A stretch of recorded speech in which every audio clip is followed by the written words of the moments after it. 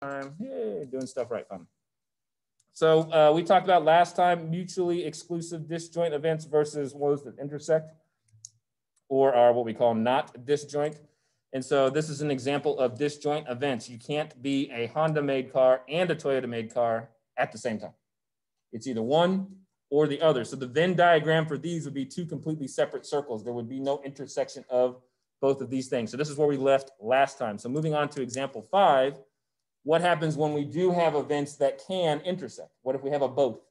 All right, how do we solve that one? So example 5 says musical styles other than rock and pop are becoming popular. A survey of college students finds that the probability that they like country music is 40% or 0.4. Probability that they like jazz is 30% or 0.3. And the probability that they like both is 10%. So there is a possibility here that one student likes both types of music, and that's okay. So question A asks, what is the probability that they like country or jazz? So because our little diagram looks like this, because there's a blend or an intersection of the two in between, if this is my jazz and this is my country, all right, or if we remember last time means we're going to be adding something together. But if I add all of the jazz plus all of the country, what happened to that space in the middle? It gets overlapped. It gets counted twice. And while I know in certain circles that's okay, and here in statistics class, we only want to count everything once. So we're going to say the probability of jazz by itself is, or what's the first one? Yeah, probability of jazz by itself is 0.3 or 0.30. Plus, all right, so or means add. The probability of country music is 0.40. But I've counted that in both twice, right? It's included in both the country and the jazz. So I minus the 0.1 one time so that it only gets counted once. All right, so there's my formula. 0.4 plus 0.3 minus the 0.1. I don't want to include the people that like both in both groups. That's not fair. They either get counted with the jazz folks or they get counted with the country folks, but they've already been counted. One vote for everybody. All right, and so the final answer here would be 0.6. That's the probability that somebody likes country or they like jazz. So you have to subtract out the extra where we didn't have to do that up here with the cars. No subtraction necessary here because there was no overlap. Okay, there was no Hondas blended with the Toyotas. There was Honda, Toyota, Nissan, all completely separate, mutually exclusive disjoint events that don't overlap, so just add them straight up, it's easy. But when they cross over and they have a little bit of a share in between them, like this diagram, then we have to subtract out one of the duplicates in the middle, and then we get the right result. All right, so that's example A, 5A. For B, same idea. Let's check if these two events are independent. All right, again, don't get bogged down with the actual meaning of the word like this is an English class. It's important, but we're looking mathematically, are these two events independent? So there's a formula that we would use. This formula right here.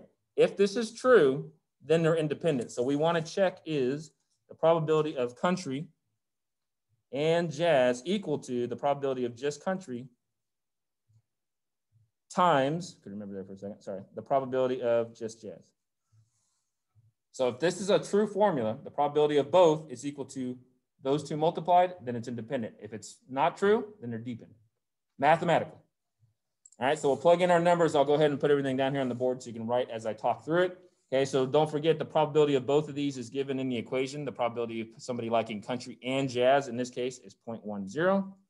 The probability of somebody liking just country is 0.4. And the probability of somebody liking jazz is 0.30. Don't do math and pen. Good job, Mr. G. All right, so if I multiply these two and I check to see if it's equal to this one, I will notice a difference. So 4 times 3 is 12. So it's saying that 0.10 is not equal to 0.12. So because these are not equal, then therefore these are going to be dependent. So what it's saying is in this circumstance, the chances of you liking both does matter if you like country or jazz, according to the math on this one. That's this scenario. It could change. Maybe another scenario that it's mutually exclusive. Maybe there's a place in the world where if you like country, gosh darn it, you will never listen to a beat of jazz. That would be a different scenario. This one, it's okay to listen to both. You still got free choice. Does that make sense when I'm looking for specifically independent versus dependent now? Again, this is not a philosophical what is being and is there a God? We're not going that in deep. We can, but we're not going to get anywhere. We're looking specifically to this answer here. If you want to know my opinions on those two, I'm happy to talk after class. Matthew's like, don't do it. Lauren and I sit here and chat. She does homework. We talk about all kinds of stuff. Lauren probably knows more about me than anybody in this. Probably more than she wants to know.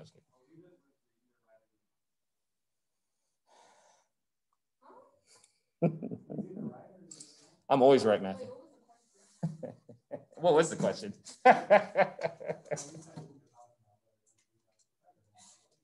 Oh, if country or jazz is better, I would say they're both bad, but that's just me. That's my opinion. I know. They're both bad. They're both bad. Heavy metal all the way. All right. Example number 6. See, we can get off on tangents really easy in this class. The first week in November, deadline passed. And you signed up for the AP exam, so you're double trapped, buddy. Well, you could get a refund on that one. All right, so if the probability of A is 0.45 and the probability of B is 0.35, and A and B are independent, find A or B. So this is just a what if scenario. What if whatever A is a 45% chance of happening. Whatever B is, we can just pick an event, has a 35% chance of happening. I want to know what the likelihood that A or B is going to happen. So this is the probability that I care about looking for. So I'm going to add these, but they tell you something important. These two are already independent. So because they're independent, what that means is there's some sort of intersection where and exists. Okay? Because if they're dependent, they can't be at the same time. That's just the whole definition behind independence. Okay, so independent means it's okay for them to share because they can be in one group or the other one and not be an issue. Whereas if they're dependent and they're mutually exclusive, then that means you can't be in one or the other one at the same time. So it's depending on which one you're at. So the formula for this one is going to be the probability of A or B, which is written as A with an upside down N symbol for union, B is equal to the first probability, which is 0.45, plus the second probability, which is 0.35. Again, we're trying to find A or B, so we're adding, but because these two intersect, right, and we know that because they're independent, we have to minus the both. Well, it didn't give me the both, so how do I know what the both is?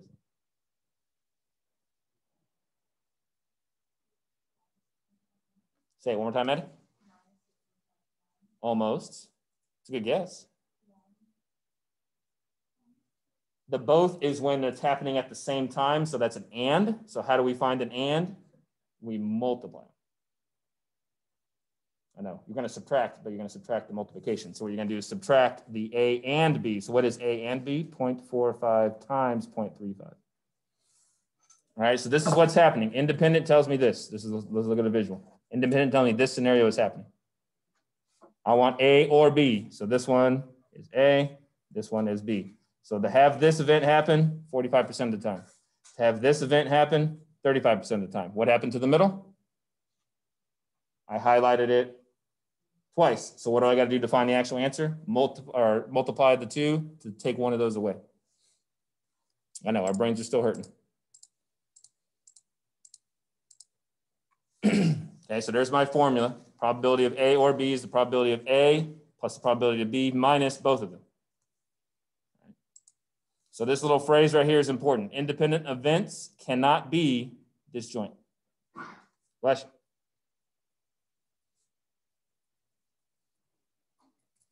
All right, again, we can go around in circles for hours, but trust me on this one. Why does the sun rise in the east? It just does. Disjoint events are always dependent.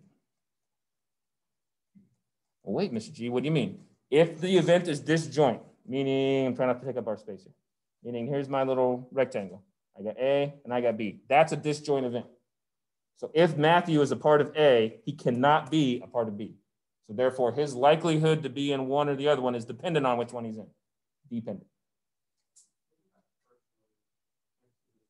Cannot be disjoint. Sorry.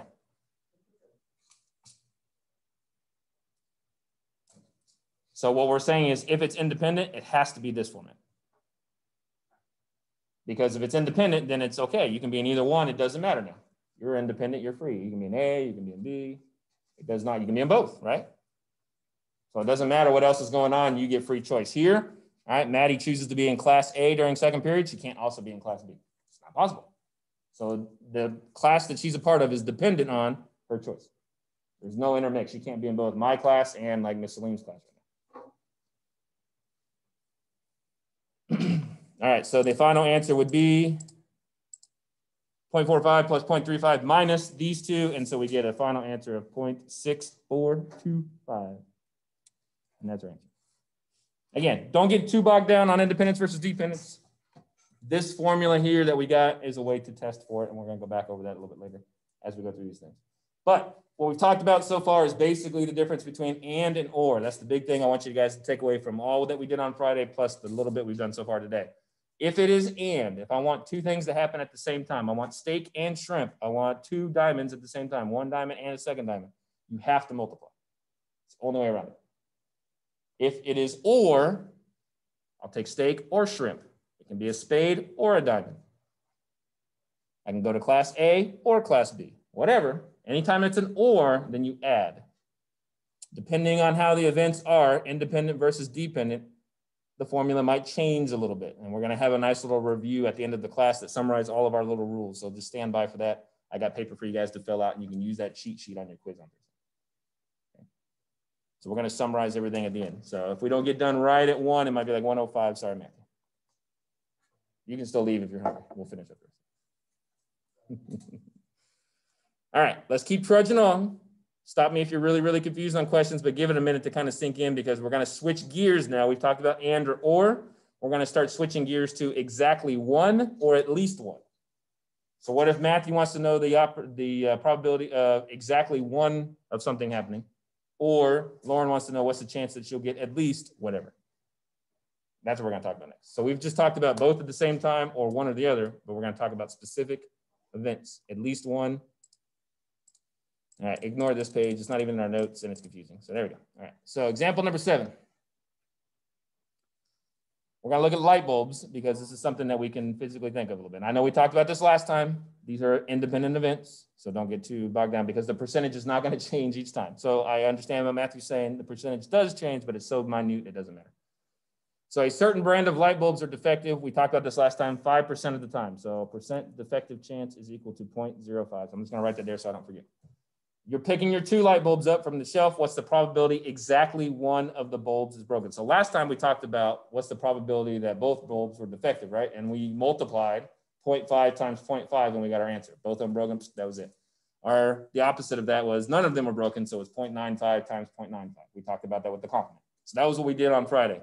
For today, we want to talk about that exactly one of them is broken.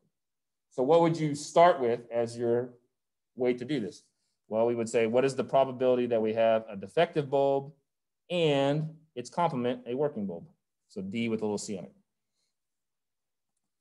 So since this is an and, what am I going to do to my 2 different percentages here? I'm going to multiply. So the bulb number 1, this is bulb number 1, this is bulb number 2. So what is the probability that bulb number 1 is broken? 0.05, yes? Can you guys see in the back okay? What's the probability that the second bulb works? 0.95, right? This is where we would just, if we're just guessing at this is where we would start, right? I got a broken bulb, this is bulb number 1, and I got a good bulb, this is bulb number 2. Is there another mathematical possibility, though, of one bulb working and one not working?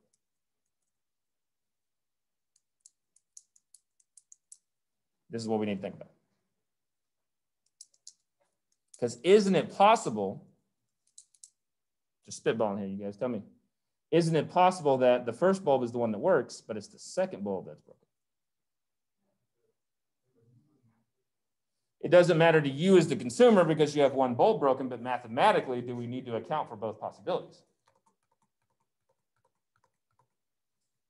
Because what would be in my sample space if I have 2 light bulbs? What are all the possible outcomes that can happen? Treat each individual bulb as an independent entity.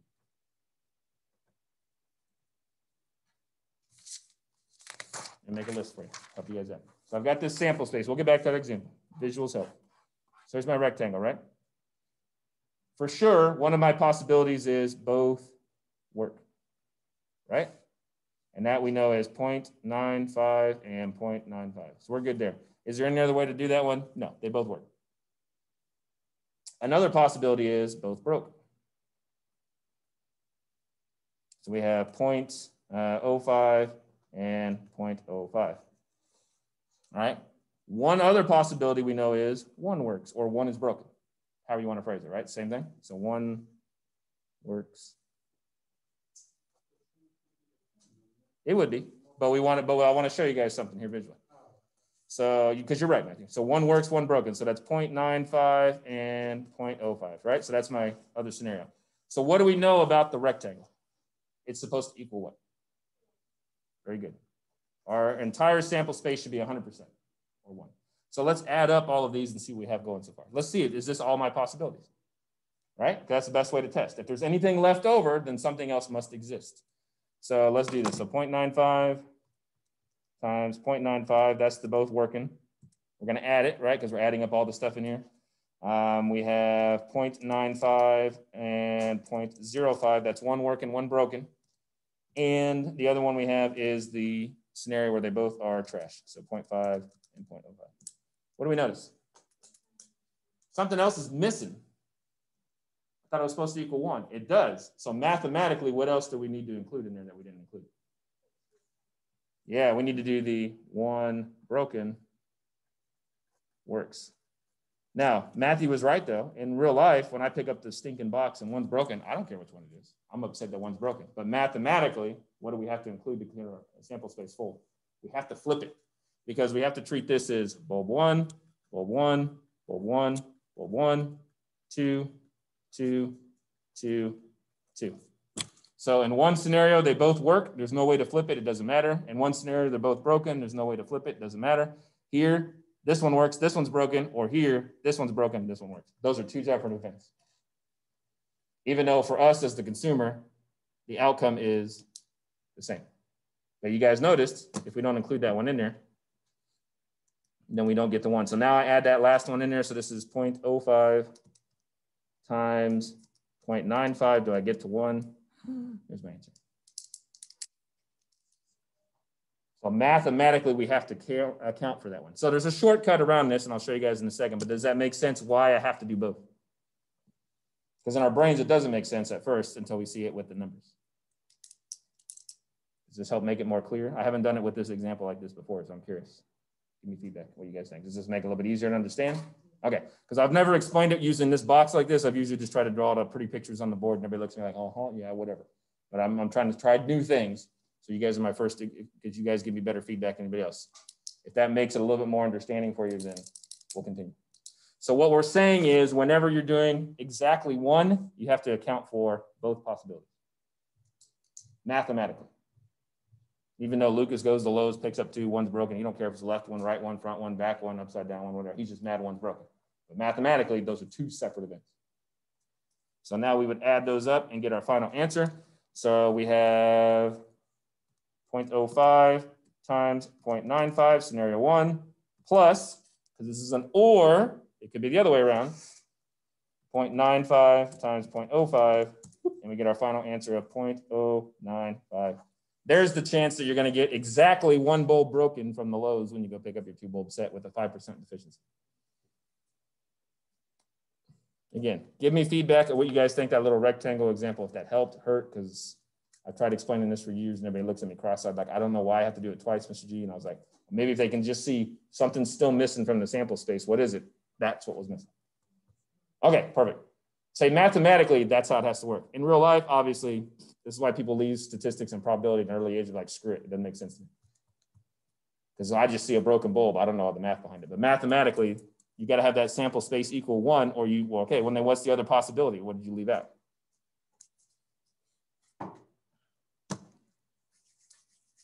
All right, so that's exactly 1. Now, we're going to talk about this a little bit later. This is nice and all well if I only have 2 options, right? First one broken, second one works. First one works, second one broken. What if I got 6? What if it's a 6-pack? What's the probability that only 1 is broken in a 6-pack? Well, I'd have to do this, 6 probabilities plus 6 probabilities plus 6 probabilities. That's tedious. What you'll find out is these are always the same. So it's 0595, 0595. So all you'd have to do is one of those at 6. So we do 95, 95, 95, 95, 95 5 times, and then one of them would be 05. Get that answer, and you can just times it by 6 because it would be all the combinations. So that's a shortcut way around it. Because you'd have all the possible. This one's broken. Nope. This one's broken. Nope. This one's broken. Nope. This one's broken. So that's a shortcut, because on some of the questions we get, we're not just limited to 2. Sometimes it's like, okay, out of the 40 gizmos in the box, you know, what's the probability that exactly 1 is broke? Well, figure it out with 1 of them and then times it by 40. Otherwise, you're going to be sitting there all day trying to do probabilities over and over again. So that's a shortcut way around it. And we see some examples in the homework and stuff I can show you guys. In our class, we limit it to like 3 or 4 tops. Like that would be obnoxious, like on a quiz. I got Matthew trying to figure out 50. All right, we okay with that? Exactly 1, that's what this one is. What's the probability of exactly 1? No more, no less, exactly 1. Zoom is silent. All right, let's talk about, there's the example there, but I didn't want to just put that up and confuse you guys. So there's my 2 possible, scenario A, or, so I add them, scenario B. All right, numeral 8. Same brand of light bulb, same defective rate. What's the probability? At least 1 is defective. So now Lucas is going to the store to pick me up a package of 2 light bulbs. He knows I'm going to be unhappy if any of them are broken. At least 1. So it can be 1 broken, the other one broken, or both broken. I'm upset. Well, the easiest way to do it is just to add up all of those different possibilities. We already did it over here. So basically, what are we going to add? This one, and this one, because that's the one scenario that nothing is broken. So we would figure out what that answer is, plus whatever that answer is, plus whatever that answer is. All right, so let's do that real quick. That's the way to solve question number 8 if we want at least 1 bulb is broken. So I'm okay, you know, including anything that has more than 1. So probability of at least 1 is equal to the first scenario. Let's say the left one breaks. So 0.05 times 0.95, or the right one breaks, 0.95 and 0.05, or they both suck, 0.05, 0.05. Add all those up, see what we get.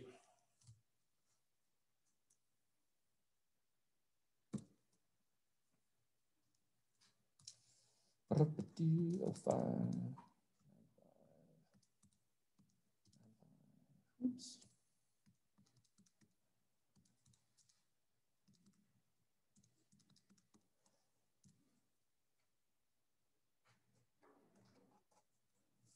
All right, so a slightly higher percentage chance, not much than just exactly 1, but having at least 1 is a little bit different. That's why I say watch your rounding. So I got 0.0975% chance that at least 1 is broken. Can we think of an alternative method of doing this besides adding up all of the ones that we want? What do you think, Emil? Emily's thinking outside the box. Very good. We're going to do in a second 1 minus the one thing we don't want to have happen. In this case, 1 minus both of them working. And then everything else covers itself. And again, I'll go back to the little box in a second and show you guys what I'm talking about. All right, but there's the formula, 0595, 9505, and 205. So this is left one broke, right one broke, both broke. Each one of these scenarios, at least one of the bulbs, trash. So our percentage chance of getting a package with a 5% defective rate is 9.75% that at least one of the bulbs does not work. So Emily was already alluding to, well, Mr. G, this is, again, nice if I only have 2. What if I've got like 6 of these? Then I've got to go through 1, 1, 1, 1, 1, 1, all the possible 2s, all the possible 3s, all the possible 4s. Mr. G, I got a life. I got stuff to do. I can't do 4 hours on one problem. You're exactly right. So if we go back and look at the box, what Emily was saying is if we do 1 minus the one thing we don't want, what's going to be left over? The 3 that we know meet our condition, where at least one of the bulbs is broken. And that's all we're going to do. We're going to make our life easy, and we're going to do 1 minus the one thing we don't want to have happen. In this case, minus no bulbs being broken at all. So when you look at the rule here, it's going to show you on the next page. That's what the at least 1 rule is. So write that down. So anytime it's asking for at least 1, you would say the probability of at least 1 of whatever you want is equal to the sample space of 1 minus the probability of none of your event. And we're going to do an example with the light bulbs and compare and make sure we get the same answer. Make sure we did it right.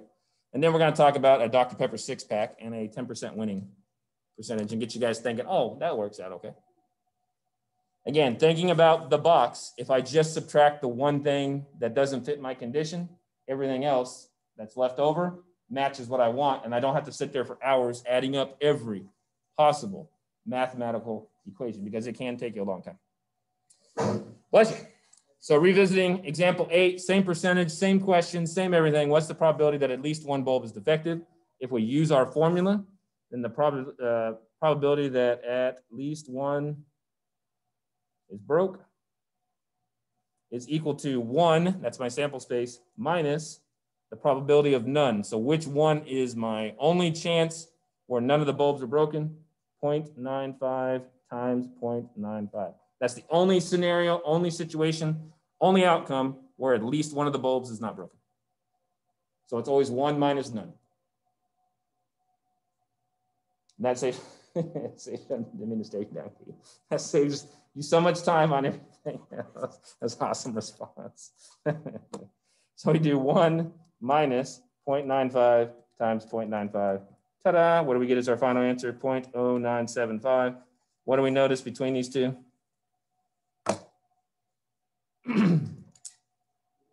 They're the same, so that means we did it right. I know, math is mind-blowing.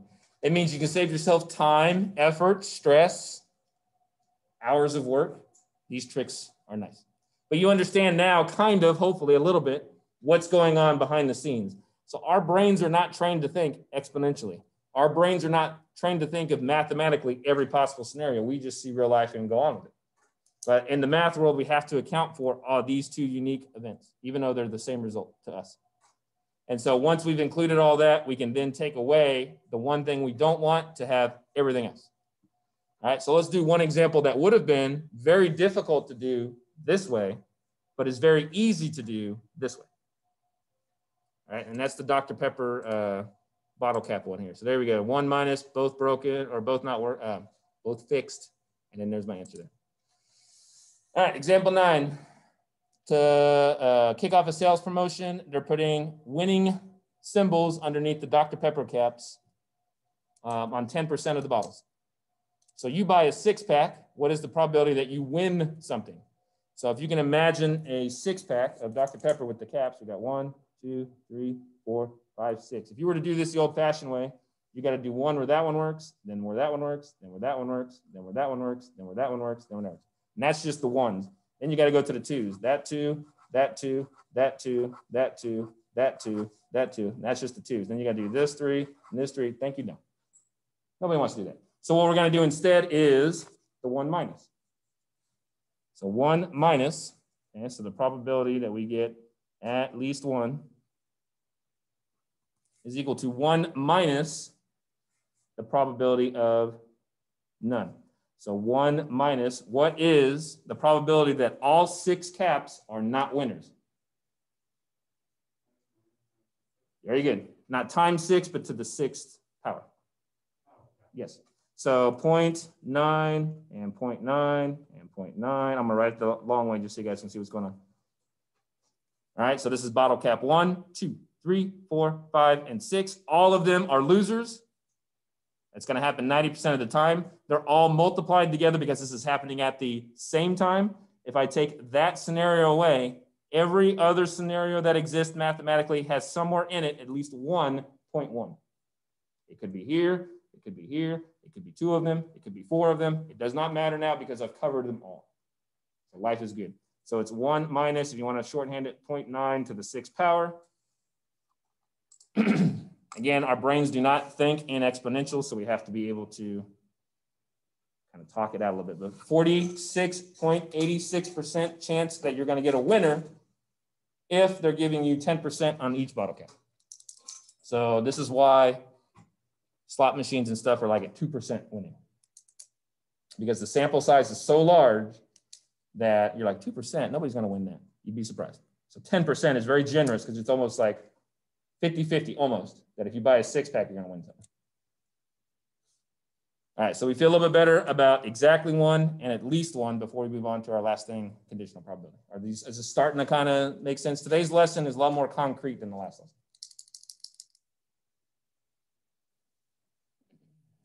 You look excited, Daniel.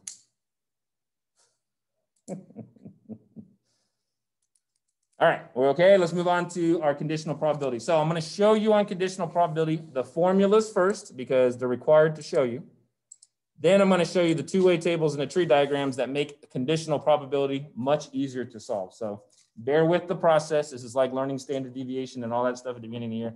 You kind of have to be tortured first with the hard way before you can go into the easy way. So the formula for conditional probability is the middle row there.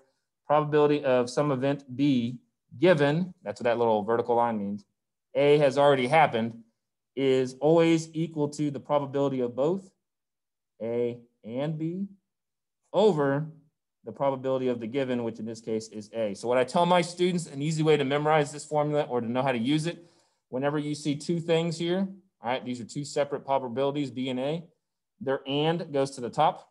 So just multiply them together. And then whatever's right here goes to the bottom every time. Because that last one is your given. Okay, so they're saying, what's the likelihood that this happens given something else has already occurred? So that always goes in the denominator. All right, if you want to write out the words for it, it's the last thing on the slide. All right, so the first two examples, 10 and 11, I'm going to show you using the formula, and then we're going to set everything up on a nice two-way table, and you're going to be like, oh, that's heavenly. Thank you, Mr. G. Because if you've done an SAT test before, you've seen what it is. Maybe. I would assume so. SAT is pretty good at putting one of these on there somewhere. ACT, I don't know. I don't take the ACT. They don't tell me anything about that. All right, so let's do the two examples with the formula first, cuss a little bit, and then we'll see the two-way table. All right, a recent study, it was found that the probability a randomly selected student is a girl is 51%, and that randomly selected student is a girl and plays sports is 10%. If the student is female, so that's our condition, what is the probability she plays sports? So for this one, we're going to say the probability she plays sports given that she's a female. So whatever comes after the word if, that's your given, that's your condition. So if the student is female, so line female. What is the probability she plays sports? That goes in front. So what we want to do then, if we're following our formula up here, is we want to multiply them at the top, sports and female. And at the bottom, we want to have just the probability of man and female. Because this last part just slides on over. If we're following the formula. Now, the word problem gave us everything we needed. It tells us the probability of being an athlete and a female, so a girl and plays sports is right there, 0.1. So this is equal to 0.1. And then it tells us the probability that you're just going to be a female, that's my given here at the bottom, is 0.51. Now we have our whole formula. We just divide these things, bless you, and we get our answer. So 0.1961. So the probability that somebody plays sports, given that they're a female, is 19.61%. So you're basically doing a conditional statement where only looking at the students that are females originally, what is then their probability that they play sports? That's kind of what's going on behind the scene. Let's do one more with the formula, and then we'll show you the two-way tables that make life so much easier. Probability that a randomly selected student plays sports if they are male is 31%. What is the probability that the student is male and plays sports if the probability that they are male is 49%? So we're looking for the probability that the student is male and plays sports. So we're looking for the and, not the given part. So when we do this one, we're looking for the number on top of the fraction this time. All right, the probability that a randomly selected student plays sports if they are a male is 31%. So that's the number that's going to be in the front. So the probability that the student plays sports if they are male, so sports if they are male. Okay, so we're doing the both on top, sports and male. On the bottom, the male part slides over, so that's M there. So that's the formula we're using. All right, so we don't know the top one because it's asking you, what is the probability that the student is male and plays sports? I don't know. So that's X. If the probability that they are male is 49, so that goes down here, 0.49. This whole scenario is the 0.31. So how do we get rid of fractions using algebra? Instead of dividing, we multiply. Very good. So 0.49 times 0.31 in this case, because the X is actually at the top. So our final answer is, what's the chance that you're both a male and an athlete in this case? There you go. Slide over. All right, again, this is with the formulas. It can be a little tricky because the wording is weird. But the word if is your condition. Everything that follows that goes after the line. What is the probability? Goes in front of the line. Okay. So if the probability that they are male, let's see, what was the phrase here? So the probability that a randomly selected student plays sports if, so there's like when you see the word if, put that vertical line in there. They are male. And what's the part in front of it? Sports. So use the wording as a way to kind of systematically set these up. Okay, again, those are with the formulas. Obviously not the most fun way to do it, but it does work and you have these formulas available. But let's talk about two-way tables. Let's make our lives a lot easier. Two-way tables for our friends. All right, so with the two-way tables, things are lined up in columns and rows. Column totals are on the bottom, row totals are on the right. So this is the total number of American-made cars, number of European-made cars, the total number of Asian-made cars. And then these are students that drive at school, and this is staff that drives at school. And this is the total. So question 12 says, what is the probability that the driver is a student? Well, how many students do we have in total? That's the total of everybody. What's the student total? It's okay, 195. So we're going to take the total student number divided by the other number Matthew gave us, 359. And there's our probability that you're a student. Two-way tables, they're nice. So probability that you're a student is the student total of 195 over the total, 359. You can leave it as a fraction. You can make it a percent. Decimal, I mean, I don't care. The two-way tables are given to you, yes. You might have to fill in a few missing blanks by some addition or subtraction, but yes. Like, you can create one yourself. I don't suggest it, but you can. And I'll show you an example where you can create one. But I like, in that particular scenario, it would be the next thing we're going to show you, and that's the tree diagrams. Those are easier. 359. Sorry, Lauren. Like whoever made the notes is like, can we squish in any more on this one page? So then like my space has like nothing. I already write too big for my own health. All right, I'm gonna let you guys practice using this two-way table, 13, 14, 15, 16, 17, 18, because I need a water break. So you guys get like 3 minutes, make mistakes, cuss at it, get them all wrong. Nobody's gonna know but you. And then let's go over the answers. So 13, 14, 15, 16, 17, and 18. Sorry, Emily, you have to like put like something over it if you want to leave the answers. Or just look at him and go, okay, that makes sense what Mr. G did, or oh, I'm totally confused on it. There are some ands and ors, so pay attention. Am I adding? Am I multiplying? Do I need to subtract anything? This is like a nice little summary of what we talked about so far.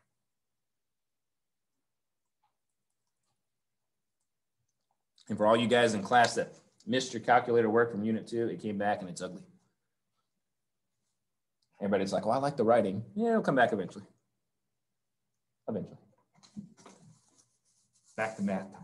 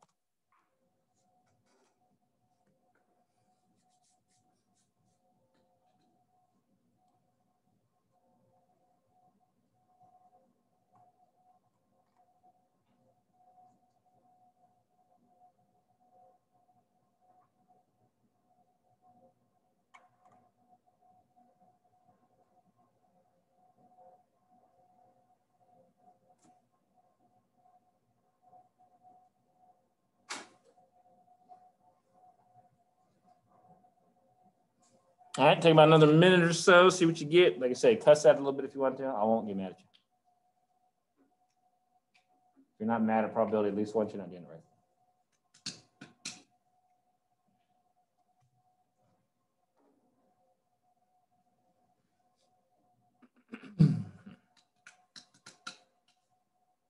Oh, they did it to me again, Maddie. There's a yellow box here. Okay. Wasn't anything important.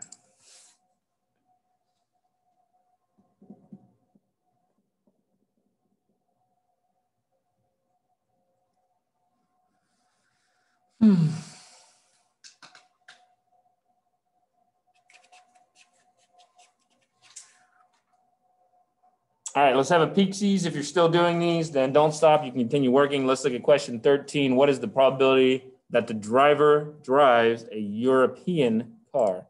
So for number 13, again, we go back and look at the chart. What is the total number of European cars available? You guys get 45. 359 is the total. So you do a little bit of a quick division, and you get probability that it's European is that 45 out of 359.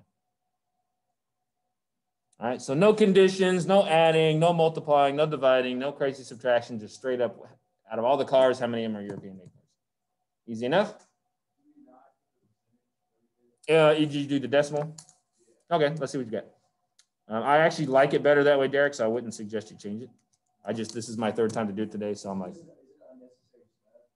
you can leave it as this, or you can leave it as the decimal. I like the decimal better. If you're asking me my personal preference, I like the decimal better because it's easier for me to tell you about 12.5% of the cars or whatever. Like that makes more sense in my brain, but it is an unnecessary step into which you can just leave it as a fraction if it's simplified and move on.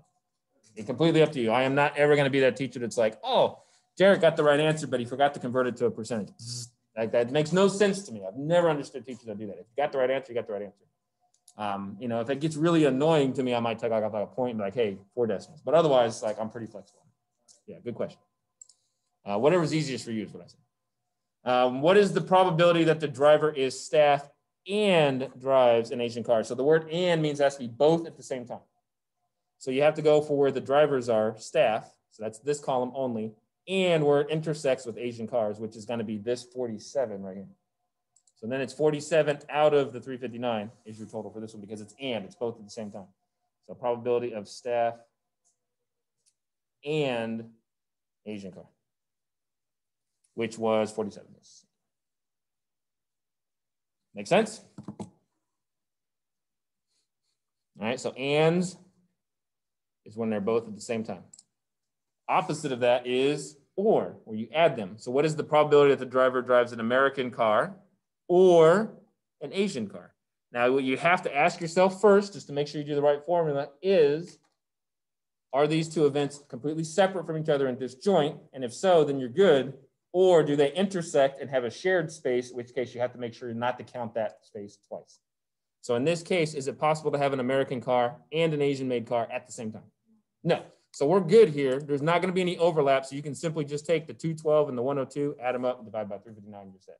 So probability of American and Asian is equal to just adding those, which is going to be 314 over the 359. No need to subtract nothing because there's nothing being overlapped, counted twice, anything like that. So that's that one. However, the next example, there is a potential for that to be a problem. So probability that the driver is staff or drives an Asian car. So we have staff here and we have an Asian car here. So there's a perpendicular intersection of these two things. So where they meet up, okay, so they're going to be meeting up where there's a share. It's possible to have both. You can be both a staff and drive an Asian car. So because that's a possibility, all right, this 47 that is shared by both of them needs to be subtracted out once, okay, because the 47 is included in this total here for staff, and that 47 is included here in this total for Asian-made cars. So if you just add them straight up, you've counted it twice.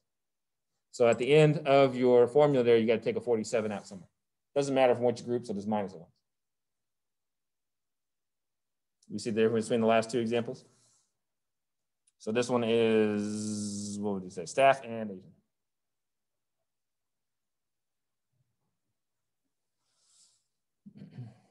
So for this one, I had to do a little bit of subtraction. So 164 plus 102 is 266. Minus the 47, it's got to come from somewhere. So just subtract it. And then the 359 is at the bottom. Sorry, my numbers are so tiny. All right, you can tell on the two-way table, that's why I like them when there's an intersection, because they run into each other. Whereas if they're disjoint, they're going to be parallel. Okay, so I get to work in my geometry from years past. Does that make sense, Derek? Yeah, I got the right answer, but I did not. Well, then don't change nothing. Let me come over later and look at it, because you might have a clever way that works with your brain. And if you keep getting the right answer, then I don't want you to mess it up. All right, number 17, the driver is a student. So see the word if, we're now in the conditional mode. So that is the only situation you're going to look at. So if the driver is a student, which means I can go to my chart now and go, I don't care about those numbers because the driver is a student. So we're only looking in this column now. If the driver is a student, what is the probability they drive an American car? So how many American cars are there in the student category? 107. How many do we have total in the student category? 195. So we no longer use the 359 because we don't have 359 students, 195 students. That makes sense?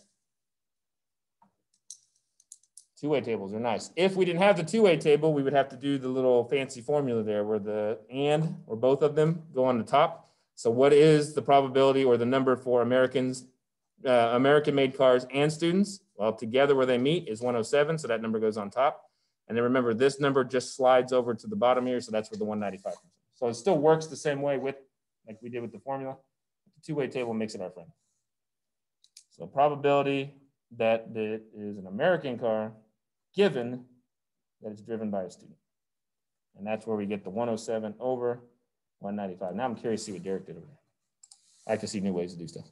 Number 18, what is the probability that the driver is a student if the driver drives a European car? So what is the probability that the driver is a student if, or conditional, the car is a European car? So we're only going to look at the European total. We're going to go straight across the row here. So 45 is our denominator. Out of this group here, how many of them are student cars? 33. All right, there's my condition. There's my total. There's my fraction. So we have 33 out of 45. Questions, questions, questions? Bless you. Do we like two-way tables? Do we hate two-way tables? I like two-way tables, but you can hate them if you want. It's a free country, at least in my room. I just don't like all the formulas. I get twisted and backwards. I got to think about them. So the two-way tables line things up and everything goes good. Zoom, we good? Like everybody at home is playing PlayStation 5 while I'm doing. You laugh, but I know somebody is. There's somebody out there. Looking at you, Martin. What? Not me, Mr. G. I would never do such a thing. All right, just a quick review on checking for independence. This is not earth-shattering or breaking. This actually takes longer than it needs to take. So I'm going to kind of breeze through it just so you guys are kind of aware of this. The first formula, yes, we are good. Yes, sir. The first formula is your best friend when testing for independence. Remember, if you're testing for independence, this formula is true. You can also use these two formulas. So if you look at the back of the notes, they're all listed right here. This is the one I recommend you get comfortable with because it works in every situation, whether it's conditional or not, you're going to be good. All right, but you can use these if you want to. I'm going to show you guys some examples. On number 19, please don't stress and feel like you got to write all these down because after I went through them earlier today, I was like, they're just there and they kind of add into extra complication that we don't need. But I do want to talk about one example on them. So the next couple of slides show all three of these methods being tested just to prove to you that they all work. Anyways. All right, so we've got our little two-way table. We're checking for independence using method number 1. Is being a student and driving an American car independent of each other? So what I would do to test it is I would take the probability of it being an American car first, which is 212 over 359. We already did this one earlier, or something similar to it. And I get 0.5905. Then I would go ahead and take the probability of it being an American car based on the fact that a student is driving it and get 0.5487. Notice how these two percentages do not match. Therefore, mathematically, those events are dependent. And the reason why is the event of being a student has changed the probability of it being American. So in this particular scenario, we would say those are dependent because they do not equal each other. Again, don't stress writing all these down. I just want to kind of skim through these because it's not the end of the world that you set them all up different ways. You only have to use one method, and the one that I like best is the first one. But these slides are up and you can copy them later because I want to make sure we do the tree diagrams before it gets too late. Is being a student and driving an American car, again, independent of each other, you use method number 2. All right, I take the student number first. Okay, so I'm looking at it from the other side of the equation, and that's 5432. Then I take the chance that it's going to be a student, given that we know they drive an American car. That's 50.47. Again, what do I notice about the 2 decimals there? They're not the same. So it's telling you it doesn't matter if Matthew does method 1 or method 2. He's going to get the same answer. Still dependent. Okay, these are these 2 methods they showed you. All right, so this is 1, this is 2. They're not in the same order. I don't like these as well because you have to do all this weird student given, and you got to go back and find all that stuff. The one I like is the last one where it's just straight up. What's the probability of being a student and driving an American car? 107 out of 359. Boom, there's my percent. What's the probability of just being a student? We did that one. 195 out of 359. Times, what's the probability of being an American car? 212, 359. Do those match? Nope. That's the first method. That's the one I like. It's not confusing. Just take them all as independent events. And then if they don't work out even, you're good to go. So this is both. This is one. This is the other. Does it work? Nope. Okay. We move on. That's what I like. But you're welcome to do these if you want. They're there. You just got to set them up the right way or you're going to confuse yourself. So use at your own risk. I like method number 1. If you guys use this, if it ever asks you, how do I know these events are independent? Just plug them in. And, A, B, multiply. Does it match? Yes. Independent? No. Dependent? Move on. That's all I need to see as far as the quiz. That's all you guys need. Don't stress yourself out with all those other methods, unless you want to. All right, so with that out of the way, let's talk about tree diagrams, and then I'm gonna give you guys the information for your cheat sheet, and then we'll be done. We've got like 15 minutes. I think we can fit this in, hopefully in time, because I know you guys are hungry and tired and want to not be here. All right, so with a tree diagram, you split things up and then split them up again, and then you get a result at the end, and you use that to determine all of your probabilities. So this is yet another method besides two-way tables and formulas to do all that conditional probability. So I'm going to walk you guys through example number 20, and then I'll let you guys play with example number 21, and then we're done with the notes. Yay. And then I'll give you guys the probability cheat sheet, and then we'll be all set. So example 20 says, management has determined customers return 12% of items assembled by an inexperienced employee and only 3% of items assembled by an experienced employee. Due to the fact of turnover and absenteeism at the assembly plant, inexperienced employees work on 20% of the items. Construct a T diagram or a chart for this data. So Matthew asked earlier, can we create a two-way table? You can. There's a slide on there that shows you how to do it. It hurts my head, but you're welcome to look at it and see what you like. I think the tree diagram makes it a little bit easier.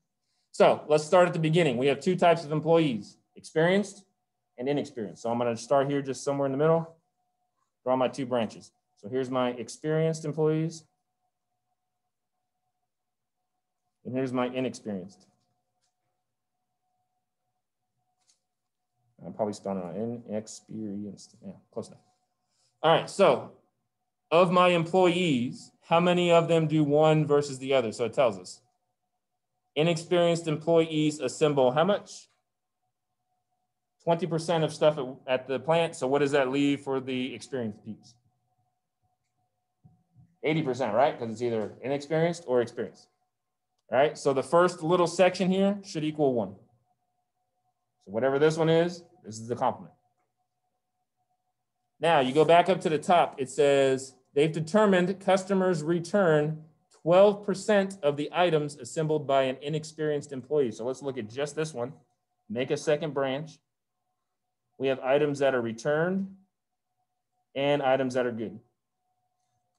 So of just this one, we're not even looking at the experienced people yet. Of just this branch here, 12% of customers return their stuff. So returned from the inexperienced employees, 12%. So what does that leave for what they are doing as a good job? 88. All right, so that end of the branch is done. You're only going to have 2 levels. We're not going to keep going 3 or 4. We could, but we don't need to. Good so far? All right, let's flip the gears and switch it over to the experienced people. They also get some items returned and some that are good. It tells us in the problem, 3% of the items assembled by experienced employees are returned. So experienced employees, how many are returned? 3%, which leaves how many of the ones that they make good? 0.97. Are we okay with these numbers?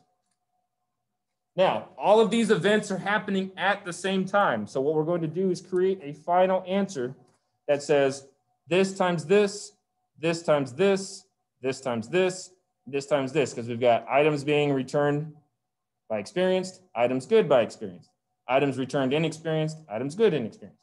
So we need to figure out, it's a conditional probability. This is already happening and affecting this one, but they're happening at the same time. So we're going to multiply them together. All right. As a check, as you're going through this, these two right here, these should equal 1. These two up here should equal 1. And these two right here should equal 1. So each of your little events is either this one or its complement. Because it's not going to go through and tell you all of the percentages. It's going to tell you 1/2 of them. And you have to go back through and write the other half down. All right, so we go and let's multiply 0.8 times 0.03. So just follow the branch all the way down. 0.8 times 0.03. So that gives us our first number of 0.024. So about 2.5% of all of the items they sell are returned if they're built by the experienced employee. All right, do the next one. 0.8 times 0.97. So 0.8 times 0.97. Watch your decimals. It's easy to mess up. So 0.776. You don't have to round to 4 or anything. Just keep it like it is. So that tells us over 77% of the items are good if they're built by experienced employees. Now let's go down to the inexperienced guys. So 0.2 times 0.12. That's 0.024. It's okay if they repeat. There's nothing wrong with that. And then inexperienced making good ones are going to be 0.2 times 0.88. Then we get 0.176. Now, if I did everything right and I've conceivably thought of every scenario and I go through and I add up all of these, what should I expect here at the bottom? I should expect a 1 because I've thought of every possible circumstance, returned or not, and made by good or bad employees. So we're going to check. This is a way for you to make sure before you start answering questions that I do everything like I was supposed to. Just add them straight up. Because they're all in the same sample space. You don't have to multiply them anymore. You've already figured out all the nuances. Did we get a 1 when we're done? Yeah, Mr. G, you know what you're doing sometimes. All right, so that's my tree diagram. Questions so far? Once you have gotten this set up, if you're okay with, you've checked and it's 1, you can now go through and not pay any attention to these numbers anymore. You're done with them. The only numbers you care about are these 4 right here. You don't even need the 1 anymore. You've checked it. Okay, so you only look at these 4 numbers. That's it. No other numbers should enter your equations other than these 4. If you go back and try to figure out using these, wrong. It's gonna mess you up because you've already fixed them. You've already gotten all the conditions and stuff covered. This is all that matters now. So now question number 1, what is the probability that an item is returned? Well, how many different percentages over here are based on returns? This one and this one. So you're going to say 0.024 plus 0.024. That's it. That's the percentage chance that any item is returned because that's your return one. So it should be something 48. Don't multiply like I just did. Add them up. So 0.048. So there's a 4.5 to 5% chance that any item is returned regardless of who made it, experienced, inexperienced, whatever. That's it. Okay with that one? All right, what about the next question? If an item is returned, there's a condition now. If an item is returned, what's the probability that an inexperienced employee assembled it? So if an item is returned, what are my numbers for returns again? Here and here, that's it, right? That's the only 2 categories I can look at. So if an item is returned, that means my denominator, the bottom part here, is gonna be the if. What's the probability that an inexperienced employee assembled it? So out of these 2 numbers, which one comes from the inexperienced employee? The top one or the third one? Third one. So I'm going to put at the top 0.024. Again, I'm only using these numbers. I'm not pulling anything out of the hat, doing anything fancy. This is all of the returned items. We already added them up, 0.048, so I put it here. If you didn't have that answer, then all that is just this. Okay, we already figured it out, but that's all this is down here at the denominator. So the numerator has to come from one of these 2. You got no other choice. Because these numbers don't represent returns, so you can't use those. So now we go ahead and we do our division, and most of you guys probably figured out the point. So 50% of the items are returned if it's by an inexperienced employee. which means the other 50% are by the experienced one. So does it really matter in this case? Nope. They're getting the same back for their buck. However, there are less inexperienced employees, so maybe you can go cuss at them because there's only 20%. But still, overall. All right, let's check and make sure I didn't do heavy drugs today. Nope, everything's good. There's the percentages. There's the formula version. So the percentage, the probability that it's inexperienced if the item is returned. So remember, the both goes on top. Which one's the both? Inexperienced, return. Oh, there it is. What's the probability of return? There it is. So that's why it goes on the bottom. So the tree diagram just helps you organize it without having to do all them stupid formulas. Not that they're bad, just confusing. All right, take 5 minutes, make your tree diagram. I'm going to start setting up the other things so you guys can have your cheat sheet real quick. Hopefully you guys are okay with staying like 5 minutes late just so you can have this cheat sheet for Thursday. But go ahead and try to make your own tree diagram from, oh, I'm sorry, real quick, Matthew, there's your, you want to do your table? You can do it. You can do return and then do all your percentages, not return, but I don't know. That makes my brain hurt, so I like the tree diagram. Anyways, example number 21, I'll leave it on the screen. I'll draw the answer here out in just a second. 5 minutes, build your tree, answer the 2 questions, see what you get. I'm gonna go around the class. I'm gonna pass out a printer paper to them so they can make their cheat sheet. If you guys are at home and you wanna do it on paper, take a minute, grab one. Guys in class, if you wanna do it digitally, you can. It's just a 1-page thing that has all the different probabilities on it. So I offer paper as a way to write things down, but if you'd rather do it digitally, you can. So would you like paper in this case? If you don't like it, make it origami. Paper?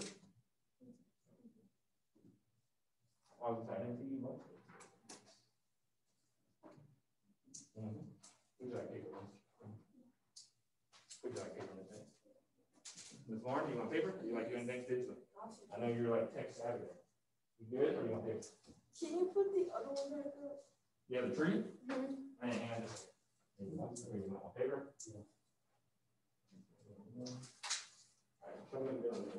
Oh, no, I actually got it.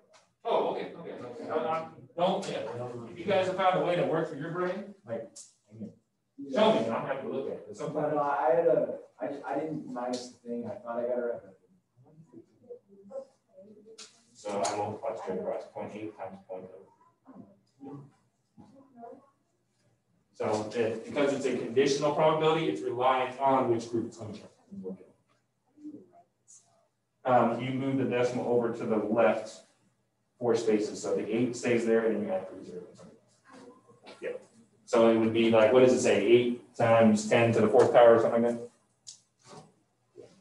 So when it's like this, like that, then what that's telling you is, okay, here's where your decimal is at now. So if I move it once, I'm now down to 3 left, and then I just go 1, 2, 3 more. So I always just tell myself, add the number of zeros in front minus 1 of what it is.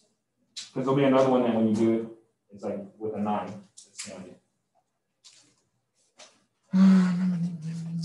All right, so Lauren, you want the other tree back up? The one I drew? That's the one that's coming up next. Hang on one momento. Too much paper.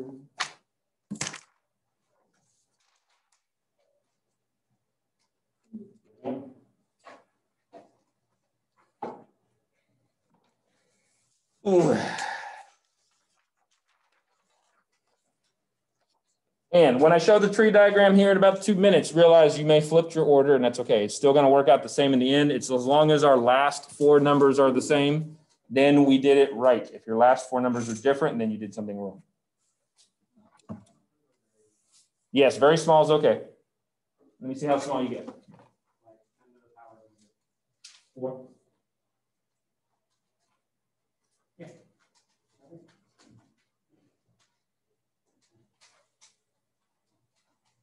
So that's the same thing I was telling Maddie. I should put a 5 here. But your decimal's right here, so when you see -4, it goes backwards.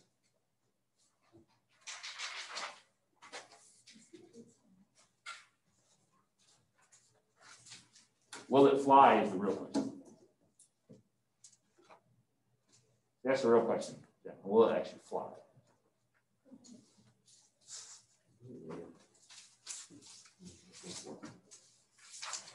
All I can think of is that episode of The Office when Michael's like, oh, let's take one real quick, and throws it and goes like that.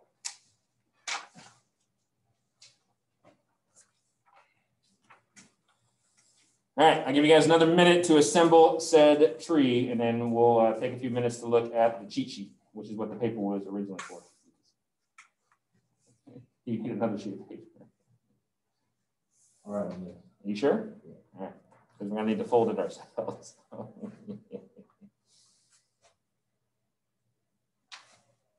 And once I'm done, Emily, so you don't have to look at the screen. I got you. I just need to make sure I do it right when I'm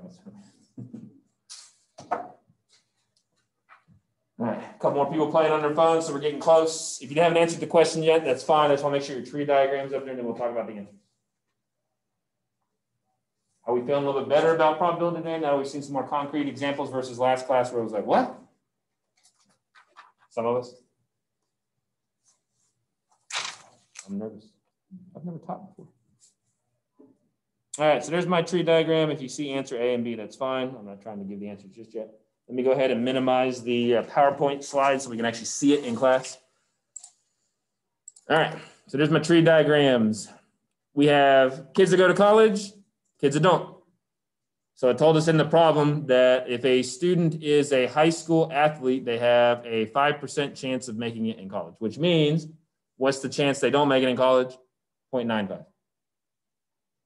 Then it says of these college kiddos, they have a 1.7% chance of making it pro. So it's 0.017. I know my numbers are scratched out.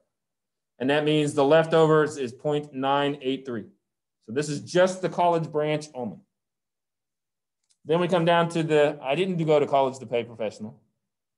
So then your chance of becoming a pro is 0.001 because it's a 0.1% chance. And then the rest of us that never played any college sports are 0.9999. Now we multiply straight across to figure out all the final numbers. So you do get some weird 8.5 to the -4 type stuff, but it's 0.00085, 0.04915. I didn't round it. If you round it to 2, that's fine.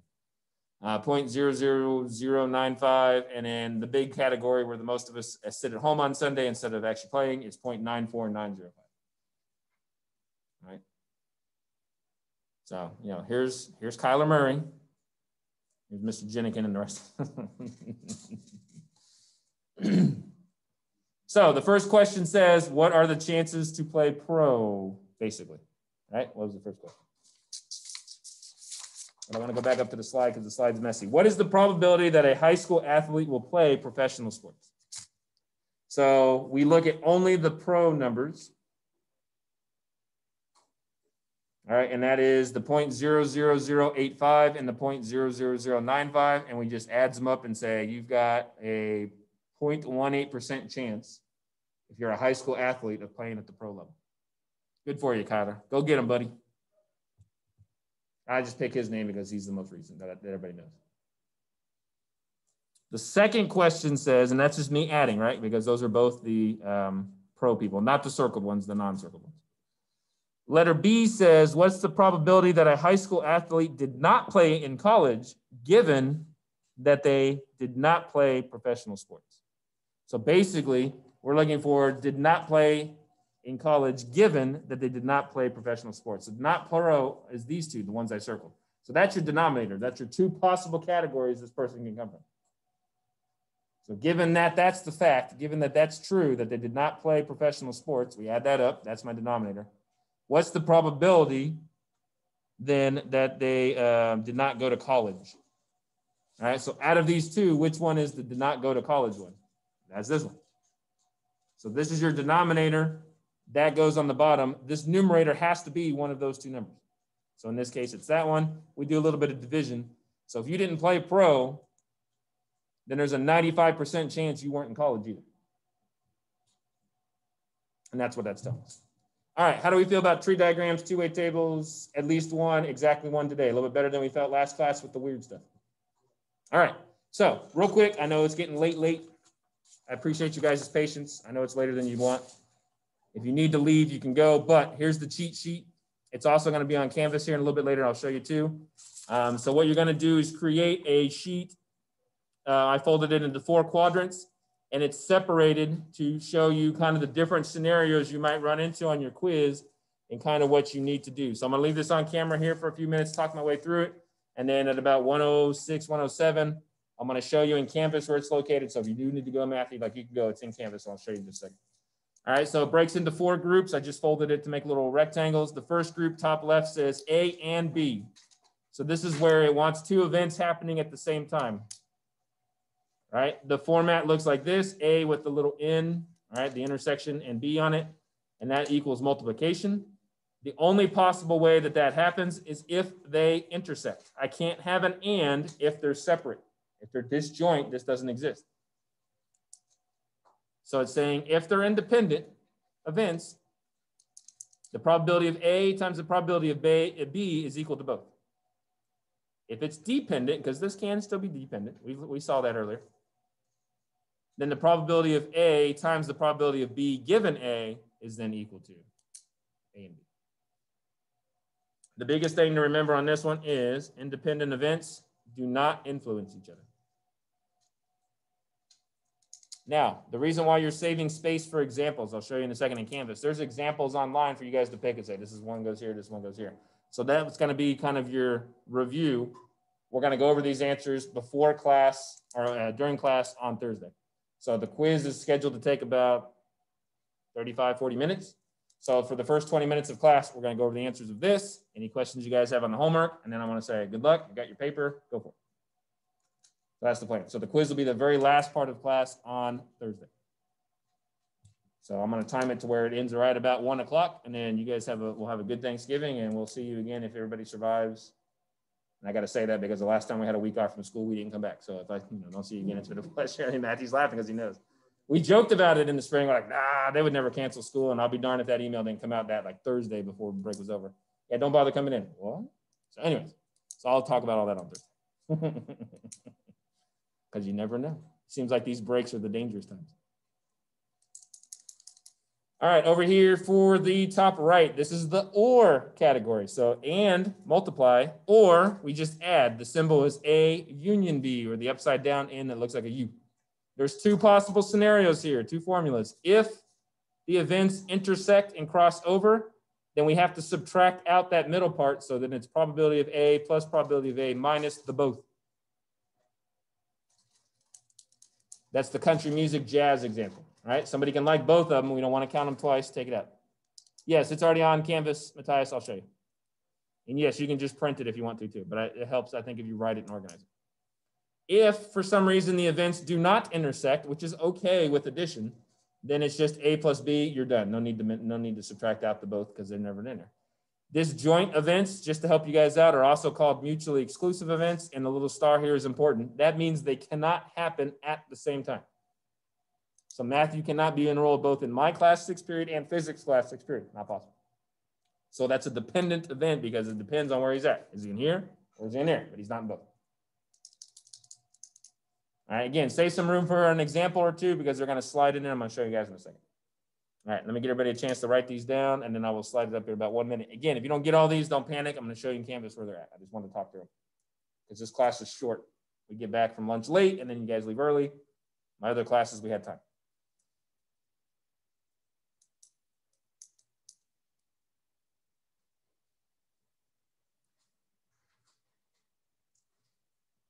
Like I say, don't panic if you don't get all this written down. I will show you in Canvas where it's at in just a second. All right, at the bottom left, I'm going to slide this up just a little bit. At the bottom left, you want to put room for conditional probability. So this is where A is affected by what is going on with B. So I went ahead and I wrote out one of the example formulas to kind of give you guys an idea of what's going on behind the scenes. This is also where you would use tree diagrams and two-way tables. This right here. So if it asked, what is the probability that A happens given that B has already occurred? When you see this, you multiply them to get the top number, and you slide just the B by itself over here, the given part. That's the formula. So it's read as and given. You divide those two. And then if you want to read out word for word what it says, probability that A will happen given B has occurred. So what's the probability that the student is an athlete given that they're a female or something like that? That's one of the examples we saw in class. Again, save room for examples. I obviously can't count. So after 4, it should say 5. I don't know why I said 6. It's been one of those fun months. All right. Last one over here on the bottom right is the at least one. So that's 1 minus the complement. Emily helped us out with this answer earlier. You just subtract the one thing you don't want from it. And so if you see something that says, what's the probability of at least one event happening? Then you take the number 1 and you minus the 0 successes from it. So what's the probability that at least one light bulb works? 1 minus no light bulbs working. Or what's the probability at least one light bulb is broken? 1 minus no light bulbs broken. Dr. Pepper winning minus no winnings. That's what you would do here. Another way you could write it, you don't have to memorize this, but this is the probability of A's complement is equal to 1 minus the probability of A. Again, save room for 2 examples. So we're going to have examples that are going to fit in here. I'm going to show you where they're at real quick, then I'll release everybody. And there's a bonus example that doesn't fit anywhere. So you guys can experiment. Ooh, I can't figure out what that one is. Normally what I would like to do, again, we were talking about this at the beginning of class, you guys would be sitting in groups of 6 or 7, and you guys get to talk it out, help each other out, and we talk about it as a group. Be a lot better that way, but life has not allowed us that opportunity this year. So you're going to work on this on your own. If you share a class with somebody and you got free time, discuss. Hey, what'd you get for A? What'd you get for B? All right, let me show you guys real quick where the stuff is because people are ready to go. So go into Canvas, click on modules. Underneath this probability 2 slides, I added both of these things. So right there where the notes are. So you see probability 2 slides, and then, yeah, I knew I was going to do that stupid thing. Underneath that, you see refresher outline. So that's this one. So if you didn't get a chance to write everything down, you can click on it. You can do it preview or not. Okay, let's click on this one. So you can click on this thing, and it's a PDF. You could just print it out if you wanted to. I don't know what it's going to look like on your printer if you don't have colored ink, but there it is, all the same stuff. And then for the other one, stupid thing, the actual questions that you're going to decide where they go, this is what you want to do on your own or working with a group. So it gives you some information here at the top. This is how many cards are in the deck. There's 4 suits, da-da-da-da. And then it asks you different things. When drawing one card, what is the probability that it's a face card given that it's a heart? Ooh, that's a conditional one. So that's probably going to go somewhere down here in the conditional category. So there's just enough letters to fit in with all the examples. So take your best guess which one you think it is. We'll talk about it in class together on Thursday. I will post the answers, however, hopefully I remember, tomorrow, right after 0 period's done. So if you guys can't wait until Thursday, you can start checking the answers tomorrow. Cool, cool? Questions for me? If you don't, have a good day. Sorry for keeping you an extra 10 minutes. I appreciate your patience. We're all caught up and ready to go. There's yours, Emma. You can keep all this if you need it. Do you need it? Okay, okay. Adios. Have a good rest of your day. If you got questions, stay. If you don't, have a good rest of your evening. We'll see you on Thursday. All right, Lucas, let me know if it flies, man. You're better to throw it off here than you are at the high school. If you're thinking about doing it in the building. Thank you for being patient. Are you good? You need this to keep, or are you okay? Okay. Have a good day, guys. Again, sorry for being 10 minutes late, but we had to catch up a little bit. So.